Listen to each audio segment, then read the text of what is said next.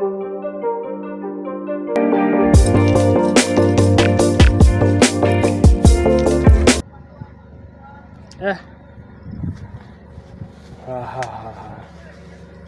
Yeah. Iyi ni imwe duteye mu ishamba. Iyi ni imwe twatangira ku gutera. Nimwe mutera amasamazanyo. Nimwe mutamayatangura kuza. Yo, urabona ko ngere biteye igo. Duhora tubereka ya koperative isanzwe ihingura igiterwa c'umwumbati, aho ivyo ikora ari ukwimisha, ari vyo kubangurira igiterwa c'umwumbati. Iyo koperative nayo ikaba ari koperative Mbegera Bunini yo mu Kabuye, aho ni mu ntara ya Kayanza.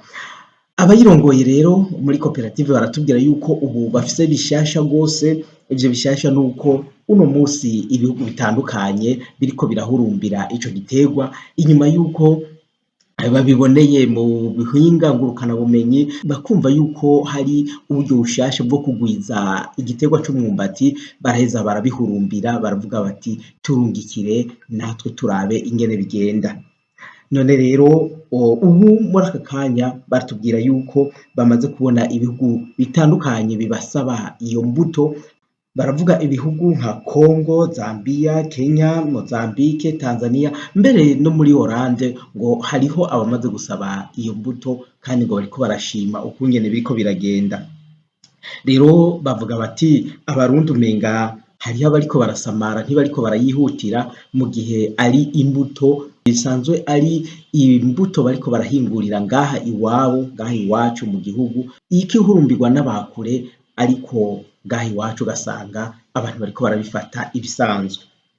Rero bagira ko basaba abarundi ko bokwikangura kugira ngo barabe ko botera ico giterwa c'umwumbati, hanyuma baronke inyungu y'amafaranga, kandi baronke n'ivyo bafungura, igihugu giheze gitera imbere.